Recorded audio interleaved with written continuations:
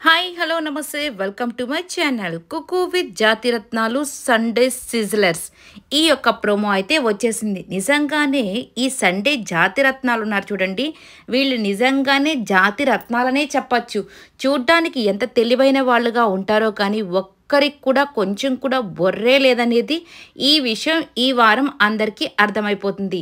ఎందుకు ఇలా అంటున్నాను అని అనుకుంటున్నారా? నేను వాళ్ళని తిట్టట్లేదండి, జస్ట్ చెప్తున్నాను. ఎందుకు అనేది కూడా ఇప్పుడు చెప్తాను వీడియోలో, దాన్ని బట్టి మీరే అర్థం చేసుకోండి. ఇక వచ్చేసరికి ఫస్ట్ వచ్చేసి అడ్వాంటేజ్ టాస్క్ అనేది ఒకటి ఉంటుంది కదా. సో ఇక ఆదివారం రోజు వచ్చేసి అడ్వాంటేజ్ టాస్క్ అని చెప్పేసి అక్కడ ఒక పెద్ద బోర్డు ఒకటి ఉంది. అక్కడ కొన్ని మిస్సింగ్ లెటర్స్ని పెట్టుంటారనమాట. ఇప్పుడు ఒక ఐటెంని చూపించారనుకోండి, పొటాటోని చూపిస్తాడు మన ప్రదీప్. అక్కడ ఉన్న కంటెస్టెంట్ దాని పేరు పొటాటో అని చెప్పారనుకోండి, P-T-O అట్లా పొటాటోకి మిస్సింగ్ లెటర్స్ ఉంటాయి. దాన్ని మన జాతిరత్నాలు ఆ స్పెల్లింగ్ని కరెక్ట్గా రాయాలన్నమాట అక్కడ. ఇక మన జాతిరత్నాలు ఎంత తెలివైన వాళ్ళో కదండి, అసలుకి ఒకరికి కూడా సరైన స్పెల్లింగ్స్ వచ్చో రావో తెలియదు కానీ వీళ్ళు మాత్రం అన్ని తప్పులు తడాకులే రాస్తున్నారు. ఇక దీన్ని చూసుకొని ఇక సుజాత గారు అంటారు, మా జాతిరత్నాలు అంతా అసలుకి చదువులంతా అసలుకి ఊటీ చదువులు, వీళ్ళకి ఇక్కడ చదువులు అస్సలు రావు అని చెప్పేసి చెప్తూ ఉంటారు. ఇక మన ప్రదీప్ అయితే ఇక ఊటీకి వెళ్దామండి మనం కూడాను వీళ్ళని తీసుకొని, ఎందుకంటే వీళ్ళకి ఇక్కడ స్పెల్లింగ్స్ వచ్చేటట్టుగా లేవు అని చెప్పేసి అనుకుంటూ ఉంటారు. ఇక ఇలా అయితే ఫన్ జరుగుతూ ఉంటే ఇక హరి వచ్చేసి పైనాపిల్ స్పెల్లింగ్ని ఎంత కష్టపడి రాశాడంటే, అమ్మ బాబోయ్, నిజంగానే అసలుకి వీళ్ళకి చిన్న చదువన్నా చదివారా లేదా, పిల్లలు కూడా చెప్పేస్తారే పైనాపిల్ స్పెల్లింగ్ అన్నట్టుగా ఉంటుంది.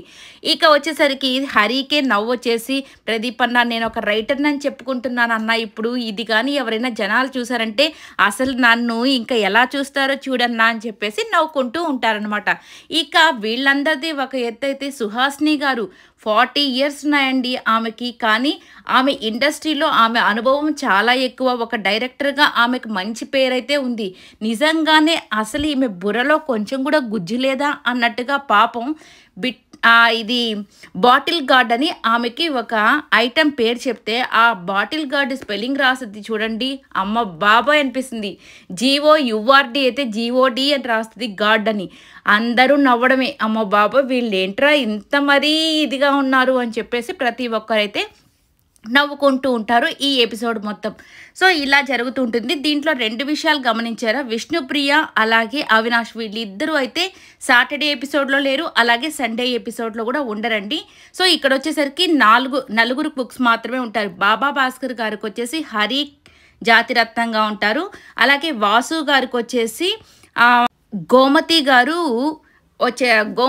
వచ్చేసి జాతిరత్నంగా ఉంటారు. నెక్స్ట్ వచ్చేసరికి తనూజ గారికి ఇమ్మాన్యుయల్ అండ్ అలాగే సుజాత గారికి వచ్చేసి సుహాసిని గారు, వీళ్ళైతే పేస్గా అయితే ఉంటున్నారు.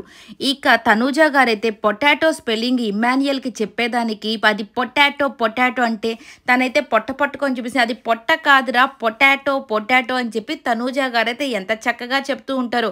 ఇక ఇమ్మాన్యుయల్ కూడా, మేడం నాకు ఈ చదువులు ఏమీ రావు మేడం, ఎలా తినాలో చెప్తే అవి మాత్రమే తింటాను, అంతేకాని ఈ చదువులు ఈ యొక్క స్పెల్లింగ్లు నాకు రావు మేడం అని తను కూడా చాలా కామెడీ అయితే చేస్తుంటాడు. ఇమ్మాన్యుయల్కి ఇప్పుడు సాటర్డే ఎపిసోడ్లోనూ కనపడతాడు, అలాగే సండే ఎపిసోడ్లోనూ కనపడతాడు. సో ఇక ఫుల్ మస్తీ అంటే మస్తీ అనే చెప్పాలి. ఇక జడ్జెస్ కూడా వీళ్ళ అల్లరి భరించేదానికి 2 రోజులు వీళ్ళ అల్లరి భరించాల్సి వస్తుంది. సో నిజంగా వీళ్ళ ఫన్ అయితే నెక్స్ట్ లెవెల్లో ఉండబోతుంది. ఇక పెళ్లి సంగతి ఏంటావా, ఇంకా యాదమ్మరాజు పెళ్లి కూడా పక్కనే జరుగుతూ ఉంటుంది. ఈ వీడియో అంతా నచ్చితే లైక్ చేయండి, షేర్ చేయండి, కమెంట్ చేయండి, సబ్స్క్రైబ్ చేసుకోవడం మర్చిపోకండి. Thank you.